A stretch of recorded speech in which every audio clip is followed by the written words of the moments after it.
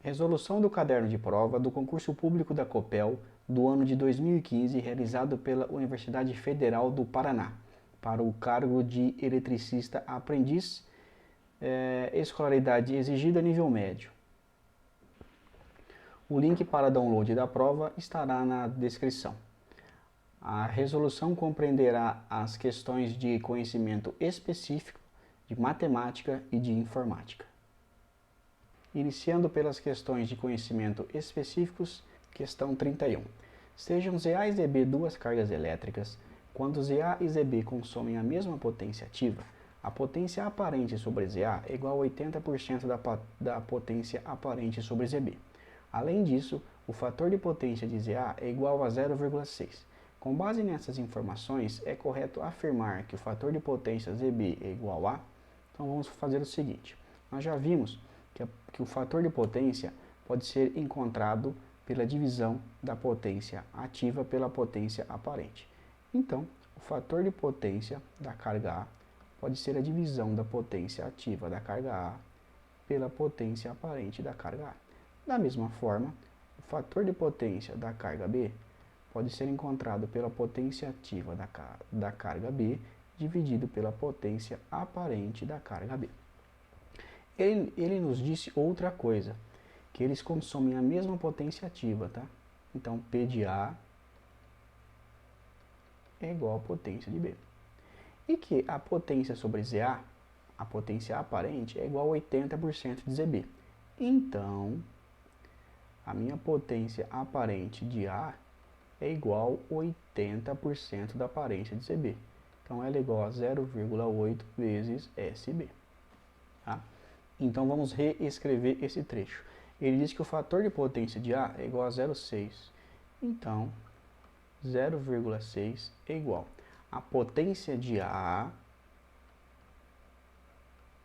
dividido pela potência aparente de A, que também ele disse que é 0,8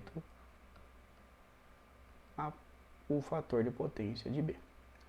Ele quer saber qual que é o fator de potência de ZB. Então, como P de A é igual a P de B, a gente pode fazer o seguinte, 0,6 vezes o 0,8, passou multiplicando, é igual a P dividido por SB. 0,6 vezes 0,8 é 0,48, igual a potência ativa dividido pela potência aparente de B. Então, a gente sabe que a potência ativa dividido pela potência aparente é igual ao fator de potência. Fator de potência, então, da carga SB é igual a 0,48. Resposta correta, letra B aqui, 0,48. Confirmando, resposta correta, letra B, 0,48. Questão número 32. Com relação à estrutura atômica, identifique como verdadeira ou falsas as seguintes afirmativas.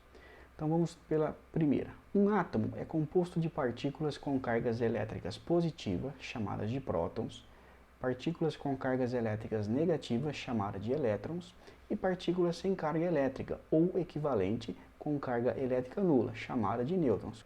Próton, elétrons e nêutrons. Então, essa primeira está correta. O núcleo de um átomo isolado é eletricamente neutro, não é? O átomo, no seu núcleo, possui prótons e nêutrons. Então, ele não é neutro, não. Ele tem carga positiva. Então, essa questão aqui, esta alternativa, ela é falsa. Em um átomo isolado, a quantidade de prótons é igual à quantidade de elétrons. Sim, se ele está isolado, ele não perdeu e não ganhou elétron. Então, prótons é igual ao número de elétrons aqui. Então, esta alternativa também é verdadeira. Em um átomo, as partículas com cargas elétricas de sinais iguais se atraem e partículas com sinal de cargas diferentes se repelem. É o inverso. Partículas de mesmo sinal se repelem e sinais diferentes se atraem. Então, falso. Então, temos verdadeiro, falso, verdadeiro, falso. Temos nesta condição aqui. Resposta correta, então, letra B. Questão 33. Sobre corrente elétrica, considere as seguintes afirmativas. Esta questão já traz aqui no enunciado um asterisco. Possivelmente ou houve cancelamento dela, ou mais de uma resposta foi dada como certa. Vamos analisar os itens. Corrente elétrica é definido como a taxa de variação de cargas elétricas em relação ao tempo. Verdadeiro.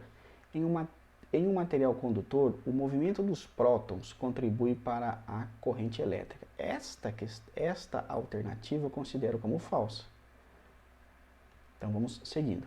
Em um material condutor, o movimento dos elétrons contribui para a corrente elétrica. Esta questão pode estar com, no caso, problemas exatamente aqui, ó. Pode ter autor que vai entender que ela não contribui, ela é o movimento, mas ela também contribui, então ela pode ser verdadeira ou falsa, mas eu vou considerar ela como verdadeira. Em um material condutor, o movimento de nêutrons contribui? Essa daqui não. Então, se fosse para encontrar uma aqui, correta, seria a 1 e a 3.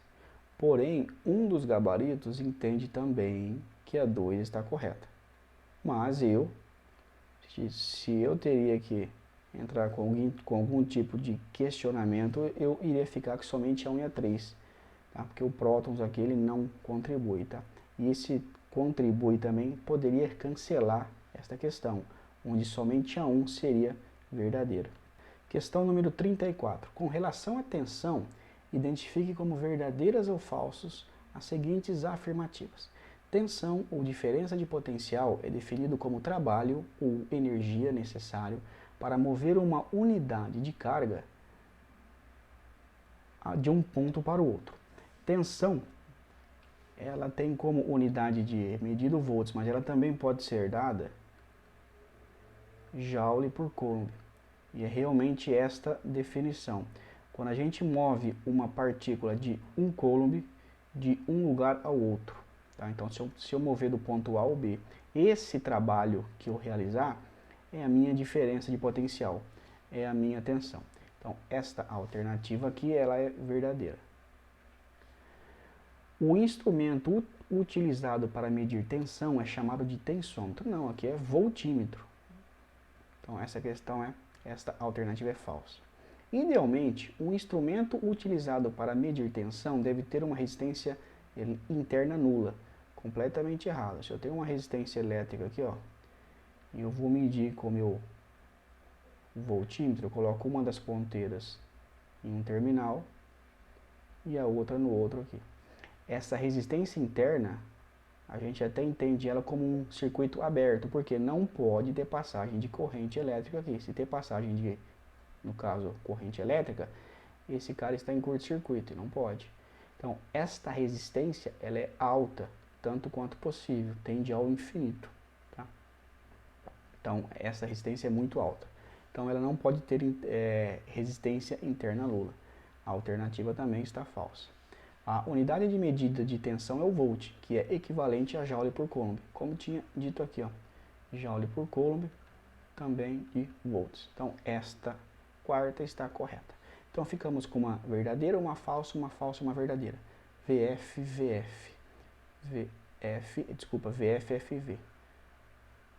Temos ela aqui. Resposta correta, letra C.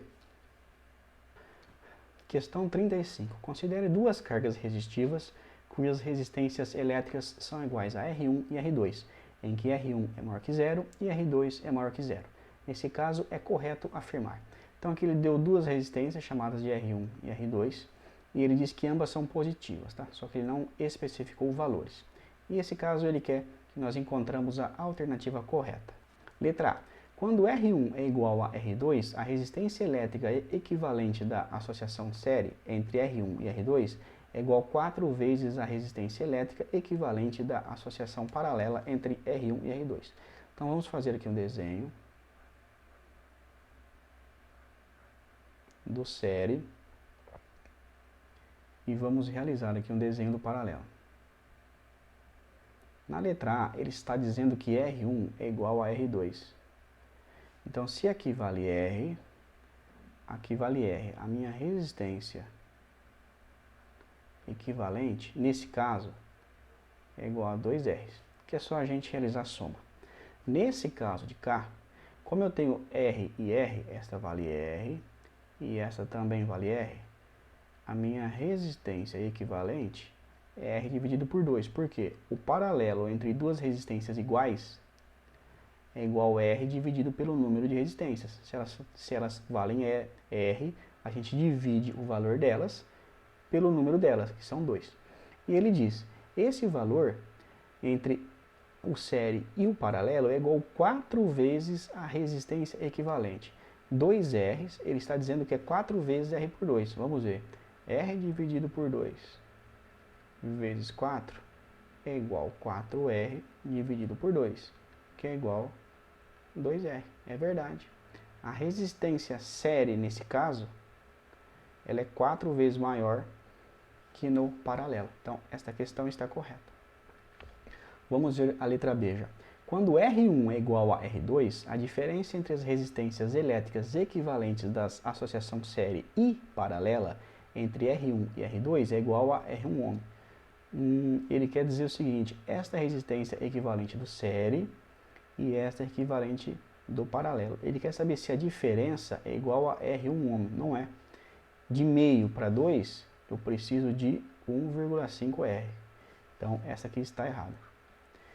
Quando R1 é igual a R2, a soma entre as resistências elétricas equivalentes das associações série e paralela entre R1 e R2 é igual a 2R1. Então vamos ver aqui, ó. Quando R1 é igual a R2, a soma entre as resistências elétricas equivalentes do série e do paralelo vale como? 2R mais meio R. Então, ela vale quanto? Quanto que é 2 mais meio? 2,5R. Ele está dizendo que é 2R1. Está errado. Resposta também errada. Letra D. Quando R1 é menor que R2, a resistência elétrica equivalente da associação paralela entre R1 e R2 é menor que R1 e menor que R2. Quando a gente tem essa condição aqui de paralelo, e eles não forem iguais, por exemplo, vamos supor que aqui vale 2 e aqui vale 3. Quando a gente for encontrar a nossa resistência equivalente, ela sempre vai dar um pouquinho menor que esta menor aqui, ó. Então, entre 2 e 3, a nossa resistência equivalente, pode ter certeza que ela vai ser menor que 2. Porque ela dá um pouquinho menor que o de menor valor. Então, esta questão D está errada. Quando R1 é menor que R2 e eles estão em paralelo, a resistência equivalente vai dar menor que R1. E aqui está dizendo maior. Questão errada. Letra E. Quando R1 é menor que R2, a resistência elétrica equivalente da associação série entre R1 e R2 é maior que R1 e menor que R2. Nesse caso já não. Se eu tenho aqui, ó, por exemplo, 2 e 5, quando eu somo vira 7, vai dar maior que os dois. Questão número 36.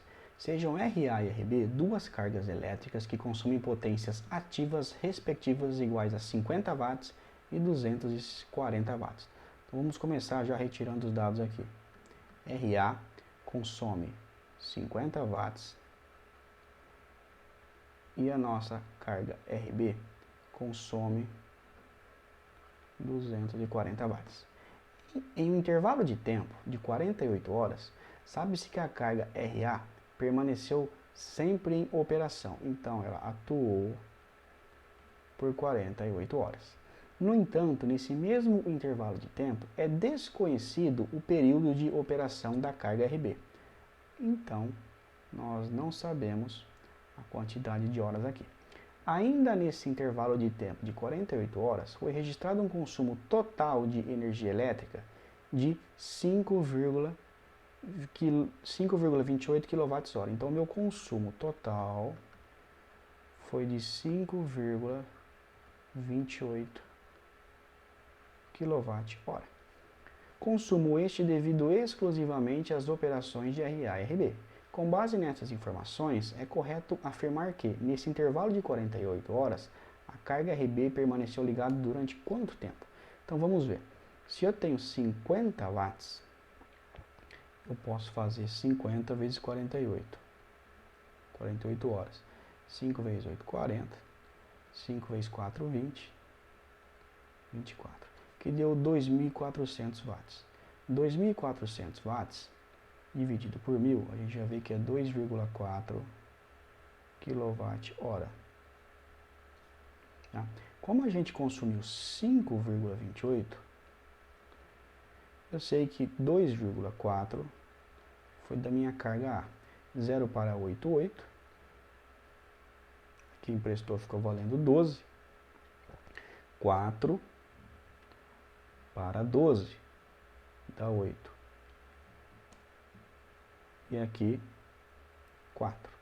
2 para 4 dá 2. Então sobrou 2,88 kWh.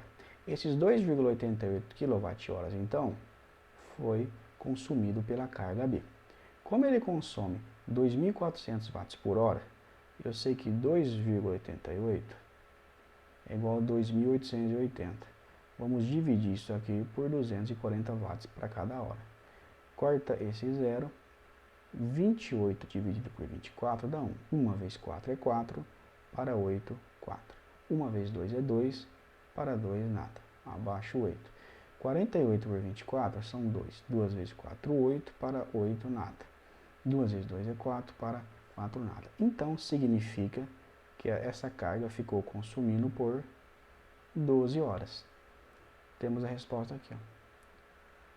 Resposta correta, então, letra E, 12 horas. Questão número 37. Considere um material condutor uniforme cuja condutividade elétrica é igual a 6,10 a terceira siemens por metro. Para construir um resistor de resistência elétrica igual a 5,5 ohm, utilizando este material em formato cilíndrico com área da seção transversal, ou seja, a área da base do cilindro igual a 5 mm², é necessário que o comprimento do resistor, a altura do cilindro, seja igual a. Então vamos lembrar da forma da resistência aqui de um condutor. A resistência pode ser dada pelo R é igual a ρ multiplicando o L pelo S. O L é o comprimento, que é dado em metros. A área, o S, desculpa, é a área, que é dada em metro quadrado. E o ρ é a resistividade do material, que é dado em ohm por metro. O ρ ele não deu, mas a nossa resistitividade é o inverso da condutividade elétrica. Quanto mais condutivo, menos resistivo. Então, é 1 sobre 6 vezes 10 a terceira. Então, a gente pode reescrever esta fórmula substituindo já os valores. Então, vamos ver qual que é a resistência. Ele quer uma resistência de 5,5. Então, vamos escrever 5,5 é igual. O ρ nós já vimos que é o inverso da condutividade. 6 vezes 10 a terceira. Multiplicando pelo L, como a gente não tem, é o que ele quer o comprimento, tá? Dividido pela área. Cuidado com a área. A área está em 5 mm², mas pelo sistema internacional é metro. Como é que a gente faz? Vamos lembrar um pouquinho aqui de fundamento. Se eu tenho aqui 1 metro, eu também posso falar que eu tenho 1000 milímetros. Então aqui eu também tenho 1 metro e aqui eu tenho 1000 milímetros. Se eu multiplicar 1 por 1, eu tenho 1 metro quadrado. Só que se eu pegar 1 milímetro aqui e multiplicar por 5 milímetros aqui, eu tenho o quê? 5 milímetros quadrados. Porém, se eu mudar esse 1 milímetro para metro, é 1 vezes 10 a menos 3, que vai estar multiplicando 5 vezes 10 a menos 3. Então, 5 milímetros quadrados é igual a 5, ó, multiplica esses dois e soma esses caras aqui, vezes 10 a menos 6. Então, 5 milímetros quadrados equivale a 5/10 a menos 6 metros quadrados. Tá? Isso aqui tem que ficar atento, porque se jogar errado na fórmula, erra toda a questão. Então, aqui de 5 milímetros passou a ser 5 vezes 10 a menos 6. Então, o que a gente faz primeiro? Resolve essa parte de baixo aqui, ó. Então, vamos repetir, ó, 5,5. Quanto que é 1 vezes L? L. 6 vezes 5 aqui, ó. 6 vezes 5 é 30. 10 com 3 mais 10 com menos 6, aqui fica 10 a menos 3. Né? Dá até para fazer outra conta ainda, ó. Não sei se vai ajudar, mas vamos fazer. Isso aqui é igual a L dividido por 3 vezes 10. 30 vezes 10 a menos 3 é igual a 3 vezes 10 a menos 2. Isolando agora o L, temos que L é igual a 5,5 multiplicando 3 vezes 10 a menos 2. 5,5 vezes 3, 3 vezes 5 é 15, mais 1,5, 16,5 vezes 10 a menos 2. Isso aqui é metros. Para a gente entender isso aqui de uma forma melhor, vamos zerar esta casa aqui. Então a gente tem agora 16,5 e vamos andar com esse zero para a esquerda, com a vírgula para a esquerda. Quantas casas? 2. Então ele saiu daqui, ó, 1, 2. Então isso aqui equivale a dizer que é 0,165 metros, também conhecido como 16,5 centímetros. Então essas aqui são as duas respostas, em metro e em centímetro. Conferindo aqui no gabarito, temos a letra D. Resposta correta, letra D. Questão número 38. Considere dois resistores de resistências elétricas iguais a 2 e 4 ohm. Esses resistores são alimentados por fontes de tensão ideais de 20 volts, conforme figura abaixo. Por convenção, a corrente elétrica tem sentido igual ao do movimento de cargas elétricas positivas. Então, ó, esta é a convenção que nós usamos, tá? Ou seja, todas as correntes saem do polo positivo para o polo negativo. Então, vamos já marcar aqui, ó, esta corrente vai vir nesse sentido e esta corrente aqui, ó, vai vir nesse sentido aqui, do positivo para o negativo, em ambas. Aí ele diz: a corrente elétrica I1 que percorre o resistor de 2 ohm, ele está falando dessa daqui, ó, no sentido do terminal de maior potencial para o terminal de menor potencial. E a corrente 2, essa daqui, percorre o resistor de 4 ohm no sentido do terminal de menor potencial para o terminal de maior potencial, ambas indicadas na figura acima. Tem valores respectivamente iguais a. Então, ele quer saber quanto vale 1 e 2. Então, vamos fazer aqui, ó, lei de Ohm. I é igual a E por R. Nesse caso aqui, vai ser 20 dividido por 2. Então, temos uma corrente nesse sentido de 10 ohm. Nesse caso aqui, vai ser 20 dividido por 4, que é igual a 5, mas nesse sentido.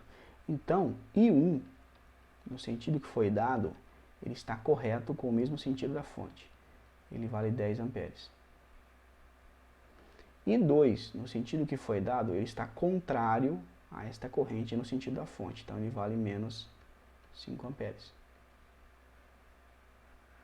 Então, temos 10 e menos 5. Temos a resposta. Resposta correta, letra D. Questão número 39. Considere um transformador ideal com 15 espiras no enrolamento primário e 45 espiras no enrolamento secundário. Então, primeira coisa, vamos ver que ele é ideal, a gente não considera as perdas. E ele tem 15 espiras no primário e tem 45 espiras no secundário.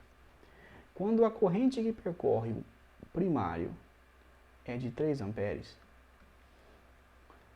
e a tensão sobre o enrolamento secundário é igual a 15 volts, é correto afirmar que a tensão sobre o enrolamento primário é. Então vamos ver quais são as fórmulas básicas para a gente entender transformadores. V1 está para V2, ou seja, a tensão no primário está para a tensão no secundário, da mesma forma que o número de enrolamentos do primário está para o número de enrolamento do secundário. A esta relação também chamamos de A. Então V1 e V2 está para A, N1 e N2 está para A. Da mesma forma, a relação de corrente é inversa. I2 está para I1, da mesma forma que A. E também podemos espelhar as impedâncias. As impedâncias Z1 para Z2 está para A ao quadrado. Então vamos ver o que ele quer dizer. Nós temos aqui a relação de N1 e N2 e também temos a nossa corrente. Então a relação A, nós já vimos que pode ser dado N1 por N2, então pode ser 15 dividido por 45. 15 dividido por 45, eu posso dividir por 15 e aqui vai dar 1/3. Então o A é igual a 1/3. Então esse daqui é o nosso valor de A.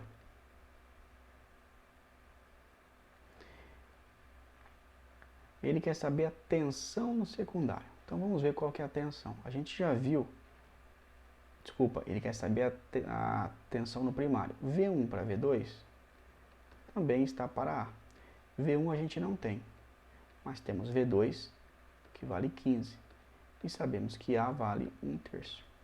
Então temos que 3V1 é igual a 15.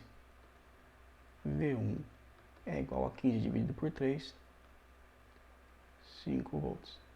Então vamos ver. Encontramos já a nossa tensão. Vamos ver a corrente. A corrente nós vimos que a relação é inversa. Então temos que I2, que a gente não tem, está para I1, que ele deu de 3, também para a relação A, que é de 1/3. Então temos que 3I2 é igual a 3. E 2 igual a 1 ampere. Tá? Então temos uma tensão de 5 e uma corrente de 2. Então vamos ver. É correto afirmar que a tensão sobre o enrolamento primário é de 45 volts. Já começa errado. A B também começa errado. A C, 5 volts. E a corrente que percorre o enrolamento do secundário é de 9. Errou aqui. Então a B e a C também está errada. A D diz que é 5 volts. E a corrente que percorre o primário é de... O secundário é de 1 ampere. Bateu, ó. 1 ampere e 5. Então a D está correta. Vamos ver aí. 3 volts. Aqui também já está errado. Então, resposta correta é a letra D. Questão número 40. Considere o diagrama esquemático de 5 cargas resistivas de 30 ohm, mostrados na figura ao lado. A resistência elétrica equivalente vista entre os terminais A e B é de quanto? Então, ó, você tem um olho aqui. Você precisa enxergar qual que é essa resistência equivalente. Quando a gente coloca uma fonte aqui, a fonte não sabe o que tem lá. Ela só enxerga a resistência equivalente. Por isso que a gente tem que encontrar ela sempre. Então, qual que é o jeito mais fácil aqui? Então, vamos ver. Ó. Esse aqui é um circuito misto, onde nós temos 2 ramos aqui em série. Como a gente tem 2 ramos em série, a gente soma. Então, aqui vai ficar 60 ohms. E aqui também, nós temos 2 ramos em série. O que a gente faz? A gente primeiro faz esses dois aqui virar soma. Então vamos redesenhar aqui o circuito. Fazer ele aqui do modo com 3 ramos. Onde agora eu somei, então aqui vale 60 ohm, 30 ohm e 60 ohm. Caso o cálculo seja iniciado pelos ramos errados, vai dar muita conta. Vai dar muito trabalho à toa, tá? Então o que a gente faz? A gente sempre busca valores que dão uma saída mais rápida. Então eu posso fazer esta resistência equivalente aqui, ó. Quanto que é 60 paralelo com 60? 60 paralelo com 60, como eles são iguais, a gente divide esse valor pela quantidade deles. 60 por 2, então isso vale 30 ohms. Reparem que agora, então, eu posso redesenhar mais uma vez esse circuito com esta resistência de 30 que eu encontrei e esta de 30 que já estava aqui. 30 por 30 temos outra resistência em paralelo. 30 por 30, como anteriormente dito, é igual a 15, porque a resistência ela é igual, então eu posso simplesmente dividir ela pelo número de resistências iguais. 30 dividido por 2 é 15. Temos aqui a resposta. Resposta correta, então, letra A, 15 ohms. Questões agora de matemática. O dígito verificador do número da agência de um determinado banco é obtido pela seguinte regra. Primeiro, toma-se 4 primeiros números da agência e multiplica-se o algarismo da ordem das unidades de milhares por 5, o algarismo da ordem das centenas por 4, o algarismo da ordem das dezenas por 3 e o algarismo da ordem das unidades por 2. Depois, soma-se os produtos assim obtidos. E ainda, divide-se o valor obtido por 11 e toma-se o resto. O dígito verificador é calculado subtraindo-se o resto de 11. Com base no exposto, o dígito verificador da agência de número 1869 desse banco seria... Então vamos ver aqui, ó. Temos a agência 1869. Primeira coisa, ele fala, pega-se os 4 números e multiplica-se o algarismo das ordens pelo número que está lá. Então vamos ver, ó. Nós temos aqui, ó, Parabéns, aqui é o da milhar. Ele diz que o da milhar, a gente tem que multiplicar por 5. O da centena, ele diz que é para multiplicar por 4. O da dezena, ele diz que é para multiplicar por 3. E o da unidade, ele diz que vai multiplicar por 2. Então, vamos fazer aqui, ó, 5 vezes 1. Ou seja, eu multipliquei por 5 o algarismo da milhar. 5 vezes 1, 5. Depois eu vou multiplicar 4 vezes 8, que é o algarismo da centena multiplicado pelo número. 4 vezes 8, 32. Depois eu vou multiplicar o 3 por 6. Era para multiplicar por 3 o da dezena. 3 vezes 6, 18. E, finalmente, multiplicaríamos por 2 o algarismo da unidade. 2 vezes 9, 18 também. Aí ele diz o seguinte, a gente agora soma todo mundo. Então, vamos somar. 18 mais 18 é 36. Então, fica 32 com mais 5, 37, mais 36. Aqui dá 13. Isso aqui dá o número de 73. Aí diz, divide-se o valor obtido por 11. 73 dividido por 11. 73 dividido por 11, vamos começar por 6. 6 vezes 1, 6, para 13, 7. 6 vezes 1, 6, para 7, com 1, 7, para 7, nada. E aí, o que ele diz mais? Toma-se o resto. Quanto sobrou de resto, então? 7. Então, o resto é igual a 7. Aí ele diz, o dígito verificador é calculado subtraindo-se o resto de 11. Então, eu vou pegar 11 e vou tirar 7. Então, isso deu 4. Então, com base no exposto, o dígito verificador desta agência é 4. Temos aqui. Resposta correta, letra B, 4. Questão número 12. 2 restaurantes de uma mesma rede oferecem vantagens diferenciadas a seus clientes. No restaurante A, o cliente compra 10 tickets, ganhando um desconto de 10% sobre cada um deles. No restaurante B, o cliente compra 10 e ganha o 11º. Então, vamos ver o seguinte, como é que funciona isso? Vamos imaginar que o nosso ticket nos 2 restaurantes custam R$10. No restaurante A, então, o cliente iria comprar 10 tickets a R$10. Isso daria um total de R$100. Porém, ele teve um desconto e ele paga apenas R$9. Então, ele acaba pagando R$90. Ele teve um desconto de R$10. Quando a gente divide o desconto pelo valor total, a gente faz essa conta aqui, a gente chega ao valor de 10%. Então, o cliente A teve um desconto de 10%. Vamos ver agora qual foi a condição do B. No cliente B, ele comprou 10 produtos de R$10, 10 tickets de R$10. E aí ele pagou, então, R$100. Só que ele levou 11 produtos. Então, significa o seguinte, 11 produtos vezes R$10 seriam R$110. Ou seja, ele teve um desconto agora também de R$10, só que sobre um montante maior. Então, eu vou dividir 10 dividido por 110. Vem para cá. Reparem, ainda não deu.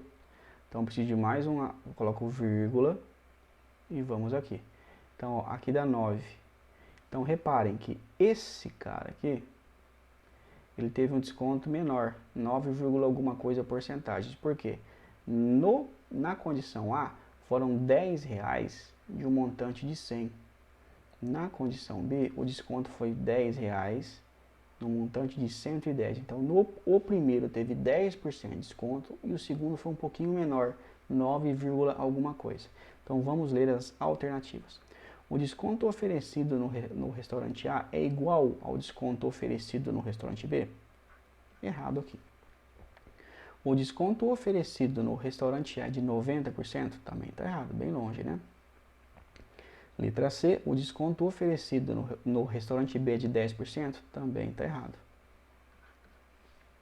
Letra D, o desconto oferecido no restaurante A é maior que o desconto no restaurante B? Nós já vimos aqui em cima que sim. A D então está correta. Letra E, o desconto oferecido no restaurante B é de 11%? Também está errado. Então, resposta correta, letra B. Questão número 13. Em um software gráfico, países são representados por quadrados. Então, vamos fazer aqui. Países são representados por quadrados. A área de cada quadrado é proporcional à sua população. Então, essa área aqui, ela é proporcional à sua população. Se um país de 100 milhões de habitantes é representado por um quadrado de lado raiz de 2. Então, ele é um quadrado. Ele tem um quadrado desse tamanho para 100 mil habitantes. Para 100 milhões, né? Melhor dizendo. Ele quer saber, a população do Brasil, estimada em 200 milhões de habitantes, é representada por um quadrado de que tamanho? Bom, então o Brasil é 200 milhões de habitantes. 200 milhões de habitantes é o dobro de 100 milhões. Então, como eu tenho um quadrado de lado raiz de 2, ele quer saber qual será o quadrado, qual será o lado de um quadrado onde equivale a 200 milhões. É o dobro. Quanto que é o dobro de raiz de 2? Raiz de 2 vezes raiz de 2. O que a gente faz? A gente pode fazer o seguinte, raiz de 4. Raiz de 4 vale 2. Então, a nossa resposta correta é a letra D. Um quadrado com 2 centímetros de lado daria o dobro de 100 milhões, que é 200 milhões. Resposta correta, letra D. Questão número 14. De acordo com os fabricantes de automóveis, o rendimento do álcool é de 70% em comparação com o da gasolina. Essa relação auxilia o consumidor a decidir se é mais vantajosa a utilização de álcool ou de gasolina. Nesse sentido, considere o preço do álcool e da gasolina nos seguintes postos. Esses postos aqui então, tá? Aí ele fala, levando em conta a relação entre o valor do álcool e da gasolina e seu rendimento, é correto afirmar que é mais vantajoso abastecer um automóvel com álcool. Então vamos ver. O preço no posto A, a nossa gasolina custa R$3.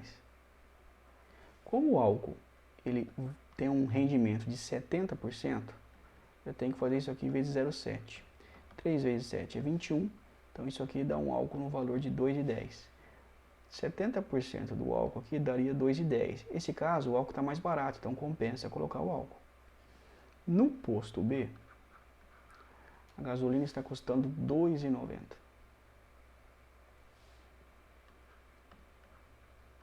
Multiplicando por 0,7, que é 70%, 7 vezes 0, 0, 7 vezes 9, 63.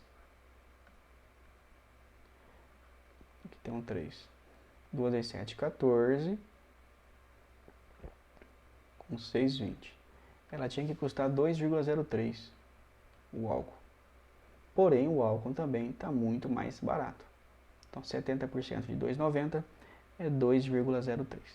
Aí no posto C, ela custa 3,10. Multiplicando por 70% aqui, ela tinha que custar 2,17. Ou seja, aqui está mais caro. Certo?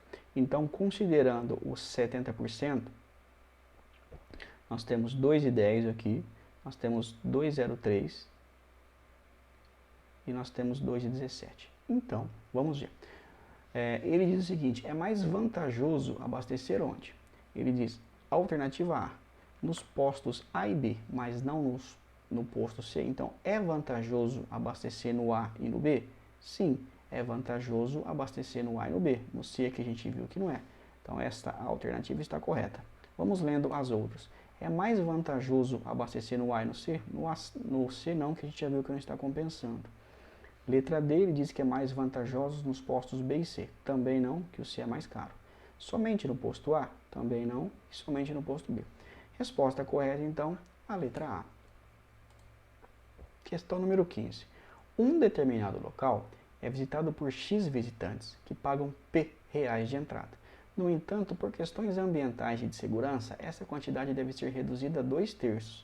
Supondo que o número de clientes não sofra alterações pelo aumento do valor de entrada, para manter o faturamento, o valor a ser cobrado será de... Então vamos simular aqui uma conta assim. Nós temos 90 pessoas que entram em um local e pagam 10 reais. Então isso aqui equivale a 900 reais de caixa. É isso que ele diz aqui. No entanto, por questões ambientais e de segurança, essa quantidade deve ser reduzida a 2/3. Quanto que é 2/3 de 90? 2/3 de 90 é igual a 60. Então, repara bem, eu preciso pôr 60 pessoas. Só que agora, eu vou ter que colocar um valor, vamos aqui chamar de V. Eu preciso manter os 900 reais de caixa. Então, eu simplesmente divido 900 por 60. Quanto que dá 90 por 60? Vou fazer a conta aqui, ó, passo a passo. 90 por 60. 6 vezes 1, 6. 6 vezes 5, 30. Então, agora o meu valor tem que ir para 15 reais. Como ele era 10 e ele foi para 15, a gente sabe que subiu 50%, que é igual a 1,5. Qualquer uma dessas respostas, né, estará correta. Então aqui, ó, já está na letra A. 1,5P, porque P é o nome da variável que ele dê de valor, P reais. Então 1,5, resposta certa, letra A.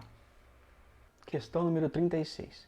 Uma interessante maneira de obter a área de um terreno irregular é estabelecendo uma proporcionalidade entre o peso do seu mapa e o peso de uma área conhecida do mesmo papel.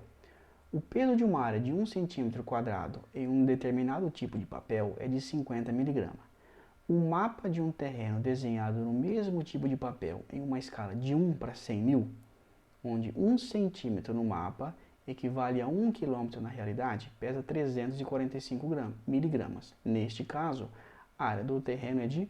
Então vamos ver o seguinte, nós temos aqui então uma área de 1 cm².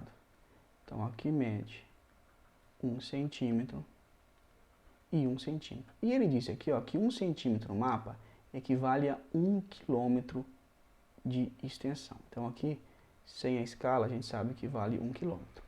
Isso aqui tudo pesa 50 miligramas. Ou seja, aqui nesse caso, eu vou ter 1 km² para cada 50 miligramas de papel. Aí ele diz que tem um mapa que foi pesado 345 miligramas. Então vamos dividir 345 dividido por 50. 345, vamos tentar aqui 7 vezes 5, 35, vamos tentar por 6. 6 vezes 0, 0. Opa, para 5, 5. 6 vezes 5, 30, para 34, 4. Não dá mais, coloca uma vírgula, coloca um 0 aqui. Aí vamos por 9. 9 vezes 0, 0, para 0, 9. 5 vezes 9 é 45, para 45 nada. Então nós vimos aqui que para cada 50 miligramas nós tínhamos 1 km². Se a gente dividiu e deu 6,9, nós temos 6,9 km². Temos a resposta aqui. 6,9 km². Resposta correta, letra C. Questão número 17. De uma folha quadrada de 40 cm de lado, foram retirados 4 quadrados de 10 cm de lado, conforme a figura ao lado. O volume da caixa fabricada nesta forma é de... Então é o seguinte, temos aqui uma caixa, onde ele retirou os quantos, ele vai dobrar aqui para cima. Ele vai dobrar as abas para cima, de forma que elas fiquem montadas. Então, praticamente, nós vamos ter uma caixa assim, ó.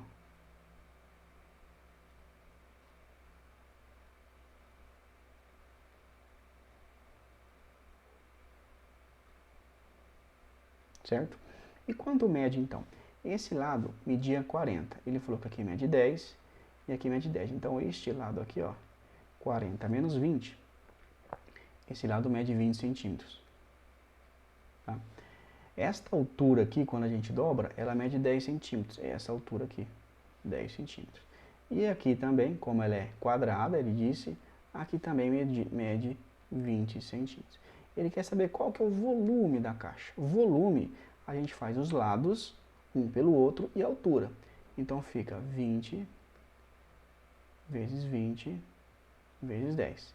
20 vezes 20 dá 2 vezes 400 vezes 10. Mais um zero. 4.000. Como a gente trabalhou com centímetro, a gente considera centímetro cúbico.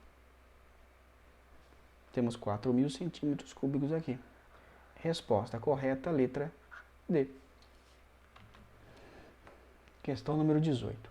Para cercar um terreno retangular de 100 metros quadrados, utiliza-se totalmente uma tela de 50 metros.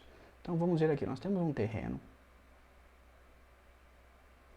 E ele diz que usou uma tela de 50 metros. Quando a gente fala que vai cercar um terreno com 50 metros, significa que nós passamos a tela em todos os lados. Isso a gente conhece como perímetro. Então, se a gente chama aqui de X, vamos chamar aqui de Y. Como ele é um terreno retangular, esse lado também vale X e esse lado também vale Y. Então, o nosso perímetro será 2 vezes o lado X mais 2 vezes o lado Y. E ele diz que gastou 50 metros de tela. Então, a gente somando esses 2x e os 2y, temos que chegar em 50.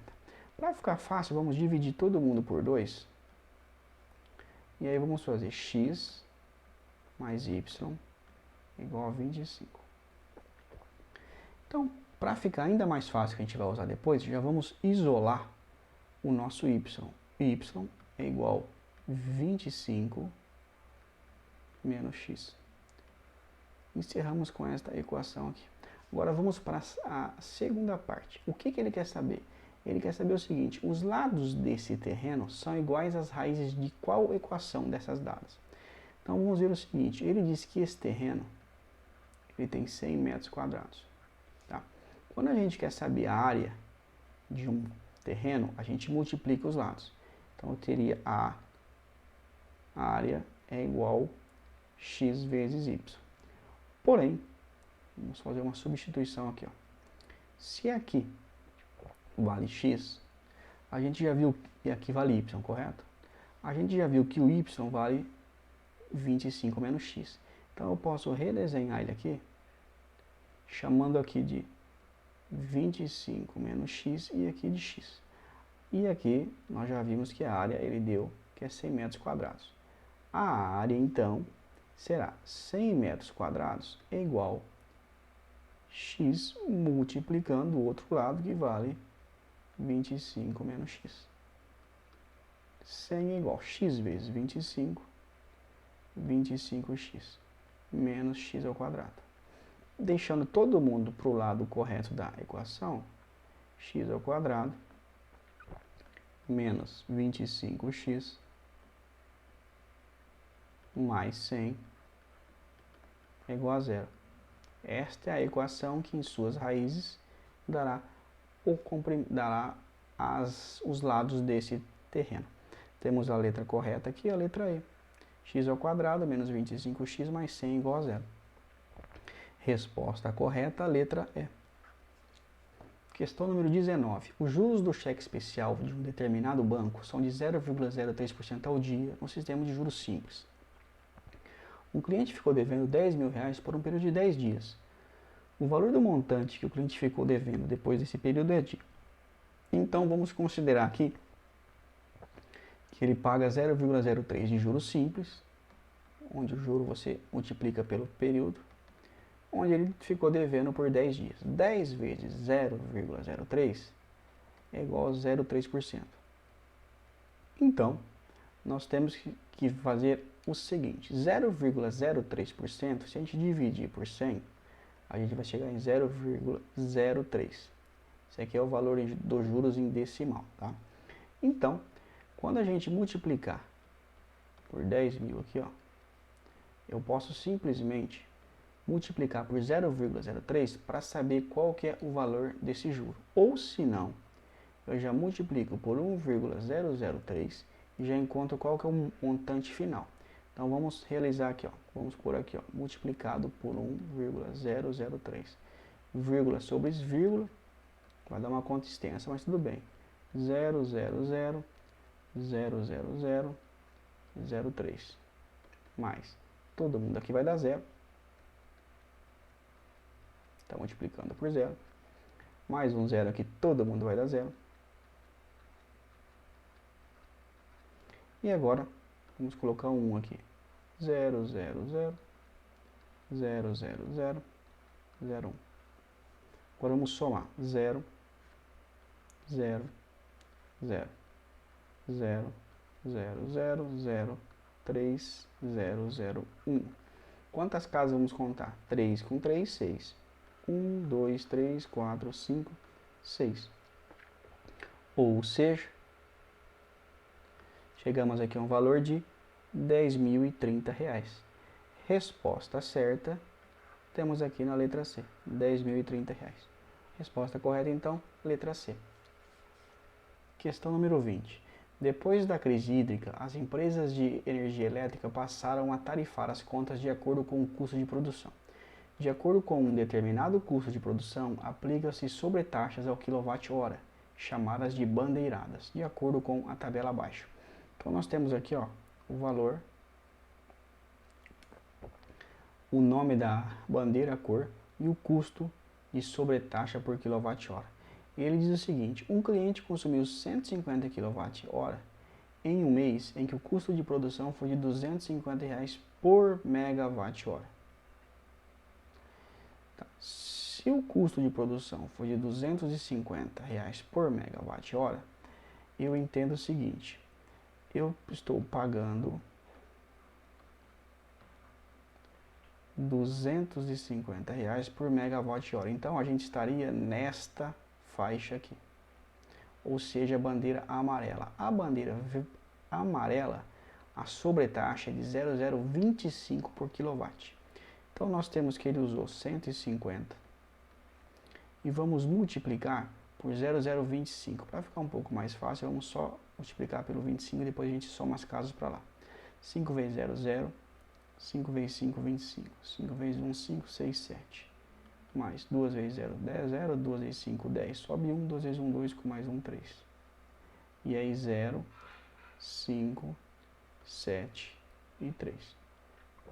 Isso aqui deu, como a gente tinha que considerar as duas casas, a gente vai considerar as nossas casas para cá. Então estamos aqui, ó, 1, 2, 3. Então ele foi para um custo aí de 3,75 de sobretaxa. Então a sobretaxa aplicada foi de R$ 3,75. Resposta correta, letra E. Pessoal, vamos agora iniciar a nossa correção das questões de informática. Questão 21 diz: qual é a sintaxe correta de filtro utilizado na caixa pesquisar em Windows 7? Lembrando sempre que essa prova é uma prova passada, o Windows 7 possivelmente nem cabe nas provas, logo a gente vai ter o 11, tá? O que a gente tem que fazer para a gente localizar arquivos criados por Charlie, assim como arquivos que incluam Herb no nome do arquivo? Ou seja, qual é a chave que a gente pode digitar para que o Windows procure para a gente arquivos criados por Charlie e também por Herb? Bom, pouca gente usa esse tipo de busca, mas a gente tem que fazer o seguinte: digitar autor, Charlie and Herb. Quando a gente digita esse comando no Windows, ele vai procurar com a nossa lógica AND, ele vai pegar tanto um quanto o outro, tá? É isso que ele pediu, um como o outro. Questão correta, então, é a letra B. Questão 22. No Windows Explorer, a utilização de Ctrl X em um arquivo faz o que? Ctrl X você recorta, tá? Ele não copia, ele recorta, ou seja, ele apaga da pasta de origem e vai mandar para a pasta que você copiou. Ele não copia, aqui seria Ctrl C. Resposta B também está errada, que ele exclui, move para lixeira também, abre caixa de diálogo também. Resposta correta aqui é a letra E, recorta o arquivo. Questão 23, considere os seguintes formatos: TXT, RTF, DocX e ODT. Então, nós temos aqui alguns tipos de arquivo, inclusive o ODT aqui é um dos da LibreOffice, tá? Ele diz o seguinte: são formatos de documentos que o WordPad, na versão 7, pode salvar. O WordPad salva tudo. Então, ele salva nos quatro tipos de arquivos dados: 1, 2, 3 e 4. Resposta correta, letra E. Questão número 24. Qual atalho de teclado é utilizado no Internet Explorer 11 para abrir uma nova guia? Internet Explorer 11 já nem existe mais nos dias de hoje, né? Mas para a gente abrir uma nova guia, a gente usava o Ctrl T. Ctrl T, então, ele abriria uma nova guia, tá? Resposta correta, letra D. Questão 25. Em um edital para a aquisição de uma impressora laser, consta que ela deve possuir interfaces compatíveis com os padrões 802.11b, G e N. Essa interface refere-se a... Isso aqui quer dizer o tipo de conexão wireless, tá? Toda vez que a gente encontra 11BGN, esse é o tipo de conexão. A letra aqui ele vai falar sobre o tipo. Isso aqui é o tipo da conexão. Então esse código refere a conexão wireless. Questão número 26. Para inserir uma linha tripla horizontal em um documento do Microsoft Word 11, deve-se digitar. Esta versão 11 também, mas as novas também cumprem, tá? Quando a gente digita alguns comandos, ele insere para a gente uma linha, tá? Quando a gente digita duas vezes o hífen aqui, não estou muito bem lembrado, mas nesse caso aqui acho que não faz nada não, tá? Isso aqui pode ir embora. Ele quer uma linha tripla, lembra bem. Quando a gente digita 3 asteriscos e dá Enter, ele gera para a gente uma linha pontilhada. Ele enche a página com uma linha pontilhada. Quando a gente digita o hífen 3 vezes e dá Enter, ele insere uma linha para a gente na folha de lado a lado também, tá? Mas ainda não é a tripla. Quando a gente digita hashtag 3 vezes, ele dá uma linha tripla. Fica uma linha fina, uma linha mais grossa no centro e uma linha mais fina. Isso aqui ele vai também de margem a margem. Então, resposta correta, letra D. Só para a gente continuar, na letra E ele diz que quando a gente digita 3 vezes, o nosso caractere é de igual. Nesse caso, ele vai dar uma linha dupla, tá? Também de margem a margem. Resposta correta, então, é a letra D. Questão 27. No Microsoft Excel 2007, qual o código de formatação utilizado para apresentar o número no formato de milhar, com 2 casas decimais e dividido por 1000? Exemplo, número digitado. Então, ó, ele quer o seguinte: a gente vai digitar esse número, ele vai ter que pôr o ponto da milhar e dividir por 1000. Esse é um tipo de formatação não muito usado, tá? Mas é muito interessante e muito útil. Já vou direto nele, mas é a letra C. Porque esse aqui é o código. Quando a gente digita jogo da velha, jogo da velha aqui, este comando do lado esquerdo, ele vai informar que é para inserir as casas decimais e de milhar. Quantas? 2, ó. Ele vai pôr 2 casas decimais. Esse ponto ao final significa que ele vai dividir por 1000. Então esse número aqui, ó, dividido por 1000, a gente já vai andar com essa vírgula 3 casas para cá. E o formato que a gente especificou é para ele manter 2 casas. Por isso que o 789 ele sumiu. Tá? Então, resposta correta é a letra D. Questão 28.